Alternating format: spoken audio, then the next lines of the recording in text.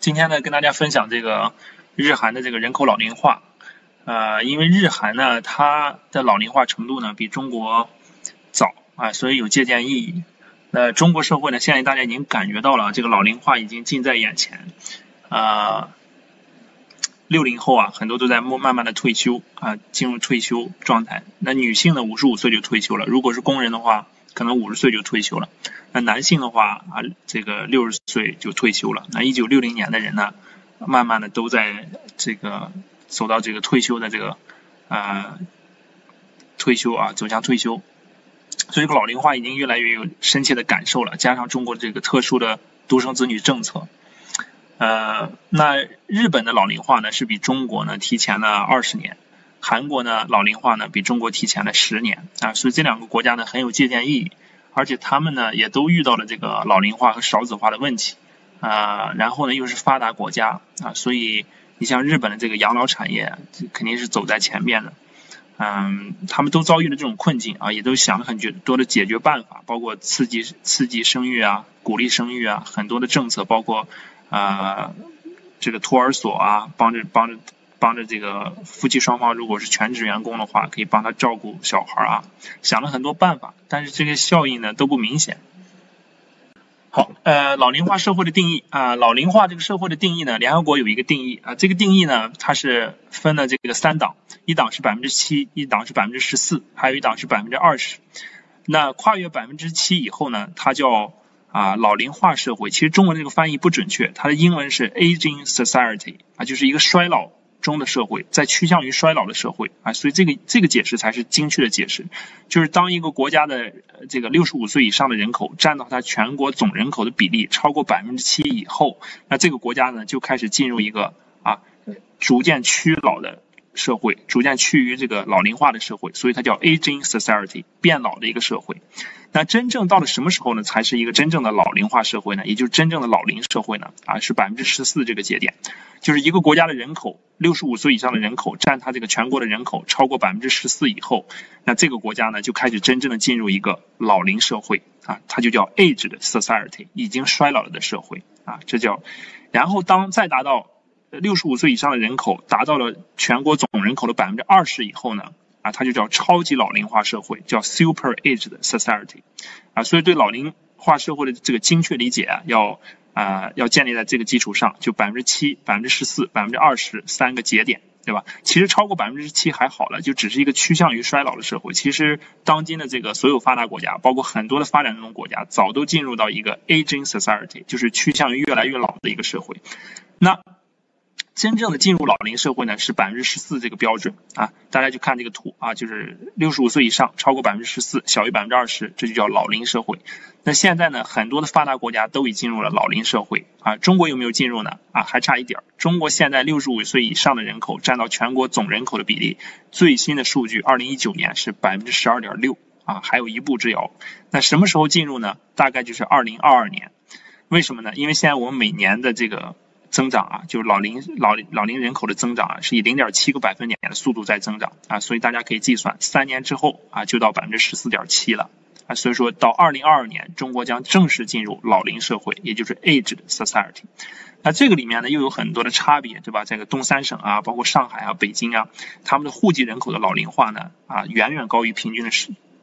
全国的平均水平甚至比日本的水平还要高你像这个上海的户籍人口的老龄化水平，那比日本还要严重当然中国的老龄化人口的情况呢，我们放在下一集我们来做详细的解读，包括中国的老龄化社会有很多它自己的特点独生子女的特点婴儿潮的这种特点两代婴儿潮有很多特色所以这个我们可以放在下一期讲。那这一期主要还是讲日韩。好，这是老龄社会。超老龄社会是什么呢？就是65岁以上达到大于20%大家可以想一想这个什么概念，65岁以上每5个人里面就有一个65岁以上这个基本达到超老龄社会的这种国家它的平均年龄结构就是人口的平均年龄基本都在45岁左右了，44到45甚至45朝上。所以你看65岁以上的你感觉大于20%好像还好，但实际上整个这个国家的人口已经非常衰老了，它的平均年龄已经在44、45。那接下来呢，我就给大家看几个目前已经进入超老龄社会的国家。第一个最早进入的不用说就是日本，日本是最早进入的，2006年就进入了这个超老龄化社会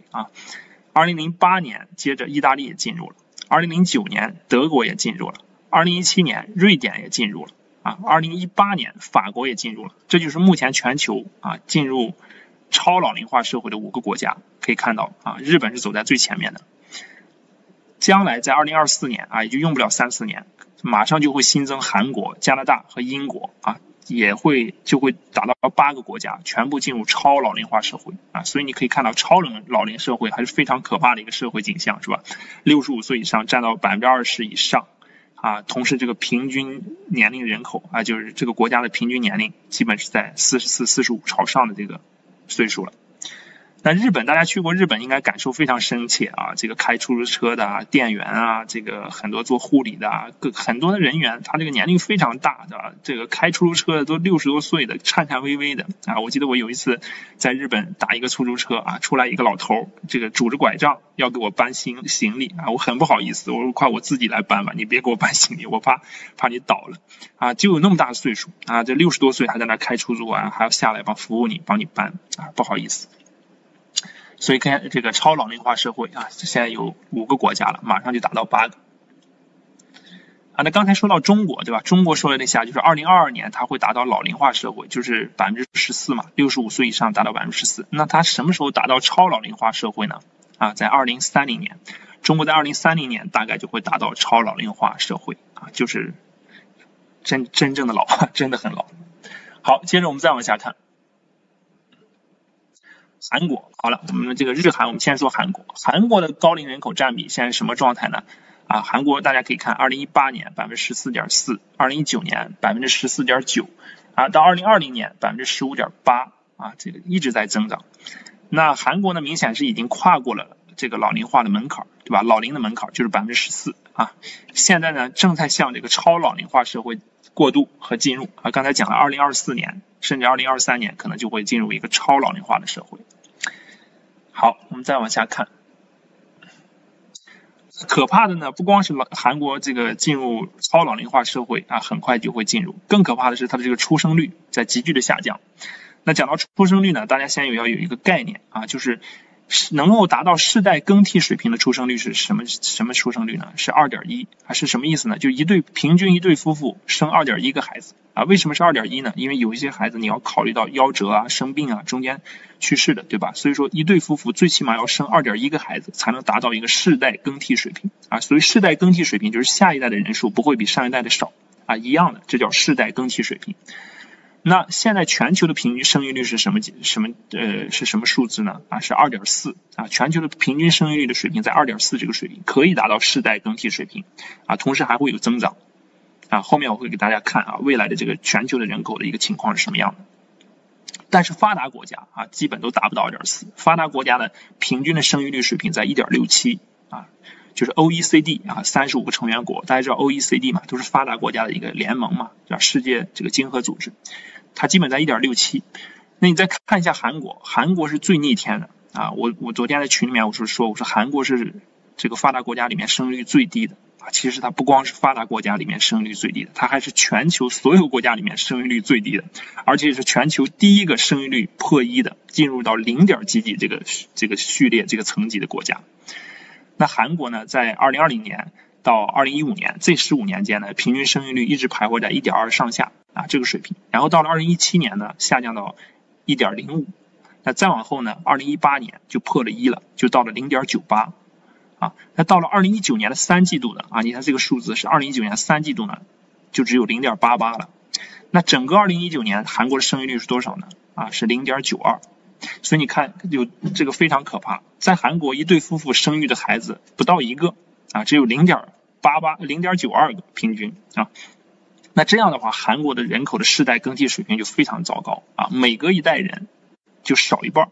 现在韩国有多少人口呢？韩国有5200万人口朝鲜有多少呢？朝鲜有2500万，差不多是一半。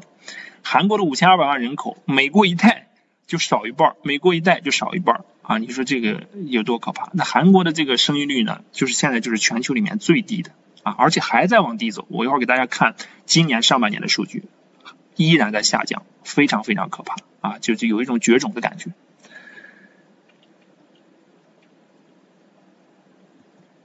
好，这就是2020年1到5月份韩国的出生人口。这个出生人口你去看啊，这个统计了2018年、2019年，你看这个出生人口在下降。2018年的这个出生人口只有32.6万啊，比2017年已经下降了8.7。然后2019年的出生人口呢是30.3万啊，比上一年呢下降了这个7.3万，比上一年下降了7.3%啊。这个到然后你看2020年啊，2020年的就吓人了，2020年1到5月的出生人口只有12万啊，比去年同比下降了10%。然后你再看这个下面的这个图啊，你就会看到啊，就是一年比一年低啊。你看这个它是逐月形成的一个曲线图嘛。你看这个最上面的是2019年的啊，中间那个是2018年的，最上面的是2018年的，中间的是2019年的啊，下面是2020年的1到5月的啊。你可以看到一层比一层低，对吧？逐月都在降低。韩国啊，已经整整经历了49个月啊，48、9个月的连续每月人口都在同比创新低啊，不停的创新低。你看看它5月才生了多少个儿童啊？5月才有2.3万个儿童啊，乘以12，全年可能30万已经达不到了啊，30万是铁定达不到了。所以说啊，你可以感受到这个韩国的这个生育率啊，可能今年的生育率呢连0.92都达不到了，可能要破0.9啊，又是逆天的数字啊，又要逆天了。所以说这就是非常可怕的啊，韩国的这个人口出生率啊，比它这个老龄化呢还要可怕，下降的速度非常快啊。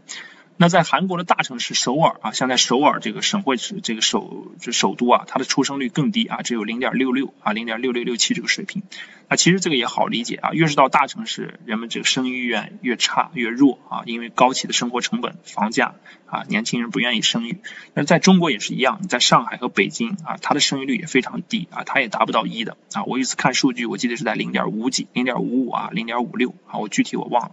非常低的一个生育率。所以呢，整个的韩国就是在这样一个这个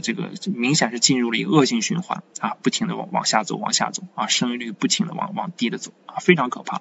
而且韩国呢，在2020年初的时候啊，已经走过了死亡交叉点啊。什么叫死亡交叉点呢？就是说它的当年的这个死亡人口啊，超过了出生人口，人口呢开始进入一个净减少的状态。